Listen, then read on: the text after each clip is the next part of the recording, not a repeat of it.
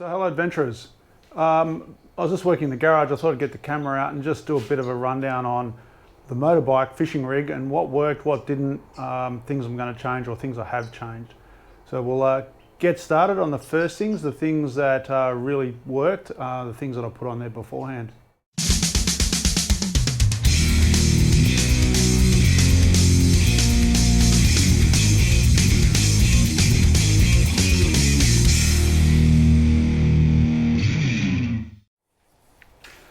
So the first thing that really worked were these spotlights. They were unreal. Without these, coming back at night would have been a lot harder. Sometimes you had to find our way through the dunes. And as the wind was blowing all of our tracks, we didn't have our tracks to follow back. So they worked unreal. For the size they are, they put out a hell of a lot of light and made all the difference. So that was number one mod that definitely is worth doing.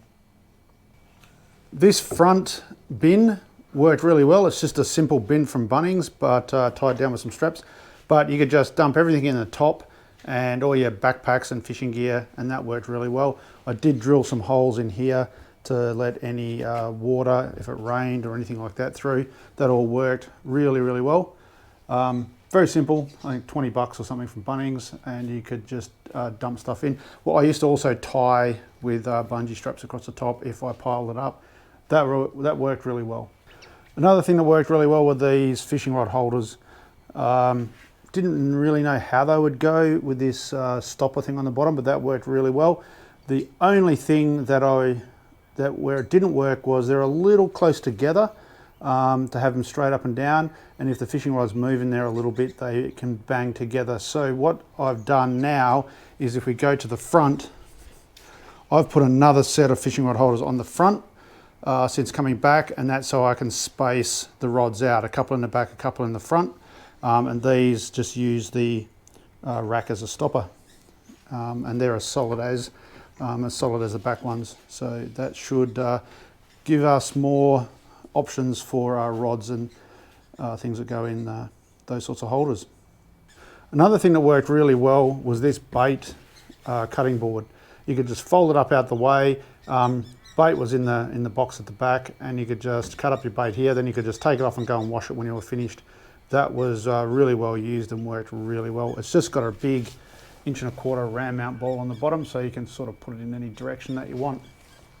One thing that didn't work too well was this box. Well, it worked, but the box is quite big and sort of thin and floppy. It makes it light, but it's very floppy. So the hinge here is ordinary. You can see over here it's already started to sort of come out or come apart, and it's in here. There's all these ribs and things, and when it come to cleaning it, it was difficult because we'd put fish in here and bait, and it would get really smelly, and you'd want to wash it out from time to time. You had to take this off and take it down to the waves and sort of slosh it around. Everything got sort of caught in these ribs. These latches were a bit of a pain. They're you have to get them all lined up, and not a big deal, but also it's not insulated, so you couldn't use ice or cool packs or anything in here. It was pointless. You sort of put the fish in there and you just got back to camp and got it on ice as quickly as possible. So it did work, it just wasn't ideal, which leads me onto the new box. So the new box is an ice box. I've since gone and got an ice box. There's a lot of advantages to these. I'll take the bait box out, which I also got. It fits in there. That's just for the bait. The inside of these things is smooth, so you can easily clean the inside out.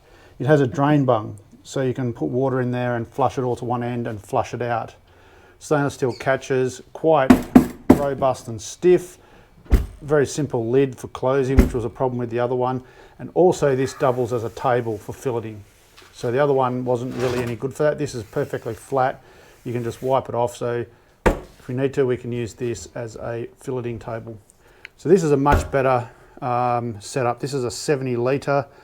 It's what I had to get, one that sort of fitted on this rack and then gave enough room at the back for 2 people on the bike. So that's one of the improvements that we've done, plus the bait box to go inside it. Since coming back, I had some trouble with these leaking around the beads. This bike it's a 2002 model. It hasn't done very many kilometres, but it sat in a shed for a long time and some of the tyres were flat. And these tyres are leaking around the bead.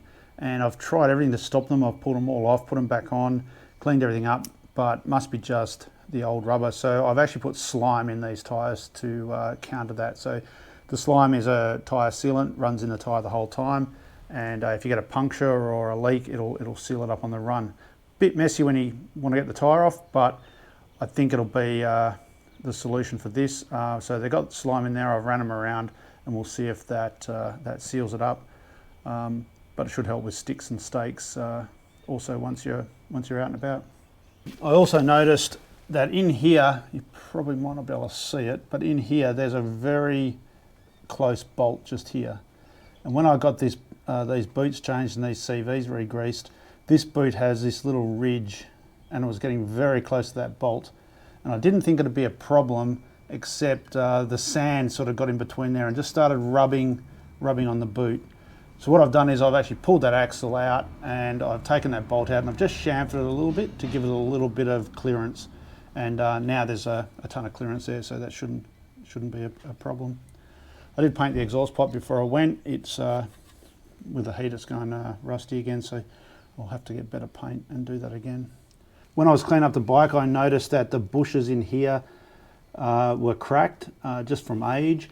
So I pulled out the axle, and when I had the axle pulled out, I replaced those bushes, and I replaced those on both sides. So they've got brand new greasable bushes with seals in. The new ones have seals in, while the old ones didn't. So that's an improvement. And the last thing is once I got back and I washed it all down, I also covered the entire bike, or the chassis, the metal part of the bike, with inox and lanolin. The inox is quite viscous, the inox is quite runny, the lanolin is quite viscous, and the lanolin sticks on there.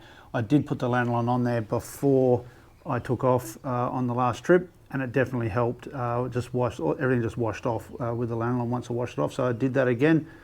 And it's sitting here with all that sitting on it, so that should stop it rusting, especially since it does a lot of beach work. That's an update on the bike. Over here we do all sorts of adventures, I guess, motorbike, four-wheel drive, touring, and also some ATV fishing.